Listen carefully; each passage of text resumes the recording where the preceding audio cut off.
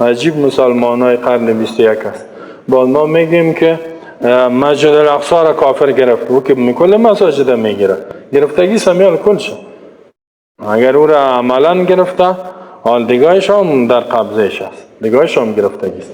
معنویت مسجد، جایگاه مسجد و مقام مسجد از بین برده. سمیال مساجد او مقام و او جایگاهی که در اسلام داره و در دوران رسول الله صلی الله علیه وسلم و صحابه داشت، فعلا نداره. کل مساجد گرفتگی است اگر که خودش نباشه. روح مسجد از بین رفت. در مساجد امروز درست کسی اسلام بیان کرده نمیتونه، صحیح نمیتونه، در قبضه غیر مسلمان ها گرفتگی صورت. شما اگر خبر نباشین خبر شوین، بیدار شوین، مساجد کلش در قبضه از اونا. حتی مسجد الحرام، حتی کعبه بیت الله در قبضه از اونا. اگر نمیفهمین تحقیق کنین، امیال در قبضه از اونا.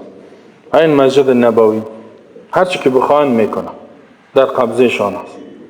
او مقام و جایگاهی که مسجد رسول الله صلی الله علیه و داشت حال داره. کسی از اون مسجد کافر چیز گفته میتونه؟ صدای خود علیه کافر بالا کرده میتونه؟ نه از مسجد الحرام بیت الله کعبه و نه از مسجد نبوی، نه از مسجد رسول یا مسجد رسول الله نمیتونه. تماما مساجد در قبضه. ای اسلام ای دین جاودان، ای راحت پوز جود و توان، دور است و اندیشه بدان، پاینده هستی و جاودان.